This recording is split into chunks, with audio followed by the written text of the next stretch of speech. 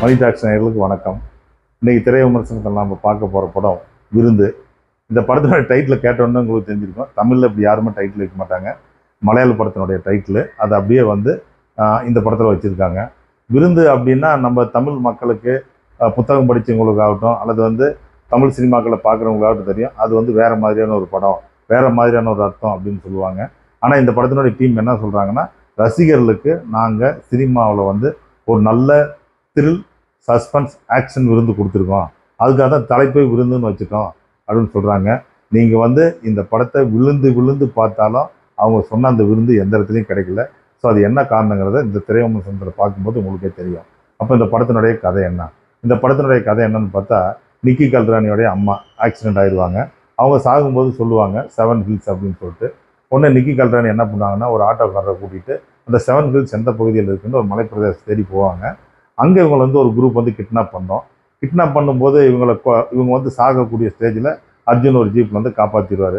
இவர் காப்பாற்றி கூட்டிகிட்டு போய் அங்கே இருக்கிற ஃபாரஸ்ட்டில் இவருடைய கெஸ்ட் ஹவுஸில் தங்க வச்சுருப்பாங்க. இப்போ நிக்கி கல்ரானிக்கு அந்த ஆட்டோக்காரருக்கும் அர்ஜுன் மேலே டவுட் வரும். அங்கே பார்த்தா இவங்க டவுட் பண்ண மாதிரியே அர்ஜுன் அவங்க அம்மா அவங்க அப்பாவுடைய கொலைக்கு காரணமாக இருப்பார் அப்படின்னு சொல்லி நிக்கி கல்ரானி அர்ஜுன் அட்டாக் பண்ணும்போது தான் அர்ஜுன் ஒரு உண்மையை சொல்லுவார். என்னன்னு பார்த்தீங்கன்னா, அர்ஜுன் நிக்கி கல்ரானியோடைய அம்மாவை அவங்க கல்யாணத்துக்கு முன்னாடியே லவ் பண்ணியிருப்பார். அதுக்கு அடுத்தது அவங்க அம்மா முகேஷ், நிக்கி கல்ரானியோடைய அப்பாவை கல்யாணம் பண்ணிக்குவாங்க. அர்ஜுன் டீசெண்டாக விலகிடுவார். இப்போ முகேஷுக்கு பார்த்தீங்கன்னா பிஸ்னஸில் பெருசாக லாஸ் ஆகும். இப்போ அவர் ஃபைனான்சியல் கன்சல்டன்ட், இந்த ஃபேக்ட்ரியை எப்படி லாபத்துக்கு கொண்டுட்டு வர்றது அப்படிங்கிறத அட்வைஸ் கொடுப்பாரு. ஃபேக்ட்ரியை லாபத்துக்கு கொண்டுட்டு வரக்கூடிய சூழ்நிலையில் முகேஷும் கொல்லப்படுவார். அதுக்கு அடுத்தது பார்த்தீங்கன்னா இவங்க அம்மாவுக்கும் அட்வைஸ் கொடுத்து அந்த ஃபேக்ட்ரி கன்டினியூ பண்ணும்போது அவங்க அம்மாவும் கொல்லப்படுவாங்க. இப்போ இதுக்கெல்லாம் காரணம் அந்த 7 ஹில்ஸ் தான் அப்படிங்கிறது தெரிஞ்சிடும். இப்போ அர்ஜுன், நிக்கி கல்ரானி, அந்த ஆட்டோக்கார், இவங்க 3 பேரும் சேர்ந்து அந்த 7 ஹில்ஸ் என்ன, அதுக்குள்ளே என்ன ரகசியம் இருக்குது அப்படிங்கிறத கண்டுபிடிச்சி போவாங்க. அதுதான் இந்த படத்தினுடைய மீதி கதையை. இந்த படத்தினுடைய ஹீரோ அர்ஜுன். இவரை வச்சு தான் இந்த படம், இவரை வச்சு தான் இந்த படத்தினுடைய பிஸ்னஸ். இவருடைய ஃபோட்டோ போட்டு தான் ஆடியன்ஸ் தேட்டருக்கு உள்ளே போகிறாங்க. அப்போ அர்ஜுன் எப்படி நடிச்சிருக்காரு? அர்ஜுன் பார்த்தீங்கன்னா அவருடைய ஏஜை விட ரொம்ப இளமையாக நடிச்சிருக்காரு. ஃபிட்டாக இருக்கிறாரு. ஆக்ஷன் சீக்வன்ஸில், எமோஷன் டைலாக் பேசுகிறதுல, அடுத்து சேசிங்கில், இதில் எல்லாத்துலேயுமே அர்ஜுன் குறை வைக்கல. ஜென்டில்மேனை நம்ம பார்த்த அர்ஜுன் எப்படி இருந்தாரோ அதே பிரிஸ்கோட, அதே ஆக்ஷனோட, அதே எனர்ஜியோடு இருக்கார். அடுத்து நிக்கி கல்ரானி, இவங்க திருமணத்துக்கு பிறகு நடித்த தமிழ் படம் இந்த படம். இவங்க பார்த்தீங்கன்னா அப்பா அம்மாவை இறப்புக்கு பிறகு 7 ஹில்ஸை தேடி போகணுங்கிற அந்த பரபரப்பான சீனில் அவங்க நடிப்பாங்க. ஆனால் சீன்லேயும் பரபரப்பு கிடையாது, இவங்களுடைய ஆக்டிங் பெருசாக பரபரப்பு இல்லை. அதுக்கு அடுத்தது முகேஷ்.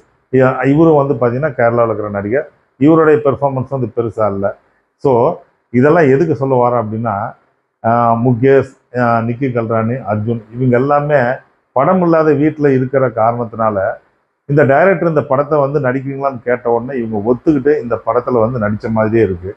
ஏன்னா எல்லாமே சீனியர் ஆர்டிஸ்ட்டு.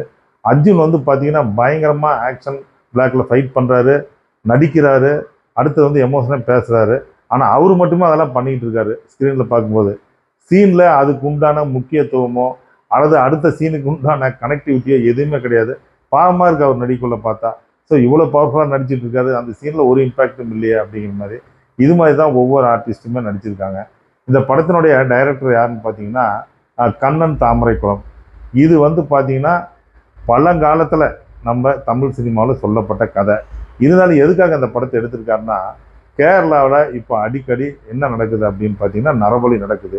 ஏதோ ஒரு நம்பிக்கையில் புதையல் கிடைக்குன்னு சொல்லியோ அல்லது போன ஜென்மத்தை பார்க்கலானோ ஏதோ ஒரு காரணத்துக்காக நரபலி கொடுக்கப்படுது. நிறைய நரபலி கொடுக்குறாங்க அங்கே.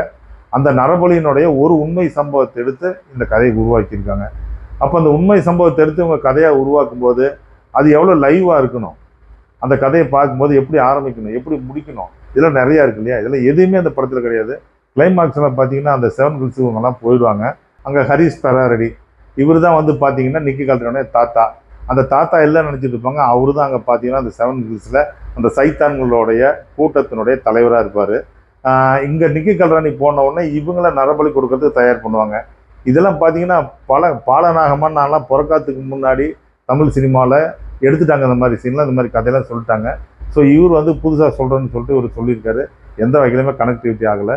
இந்த படத்தினுடைய ஒளிப்பதிவோ மற்ற மியூசிக்கு எல்லாமே சுமார் ரகம் தான். இந்த படத்தை எதுக்காக எடுத்திருக்காங்க அப்படின்னு பார்த்தீங்கன்னா ஒரே ஒரு நோக்கம் தான், அர்ஜுன் அர்ஜுன் அர்ஜுன்.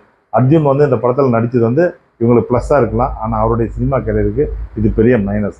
இந்த படத்தில் வந்து பார்த்தீங்கன்னா பார்க்கும்போது நமக்கு என்ன தோணுச்சுன்னா, எல்லாரும் சொல்லுவாங்க மலையாள சினிமாவை பாருங்கள், மலையாள படம் வந்து உலக தரத்துக்கு இணைய எடுத்துகிட்டு இருக்காங்க, அது மாதிரி எந்த லாங்குவேஜிலும் எடுக்கலன்னு. அப்படி சொல்கிறவங்களாம் இந்த படத்தை போய் பாருங்கள். மலையாள சினிமா இன்னும் எந்த லெவலில் இருக்குன்னு உங்களுக்கே தெரியும். நீங்கள் நினச்சது அப்படி சொன்னதெல்லாம் எந்த அளவுக்கு பொய்யுன்னு உங்களுக்கு புரியும்.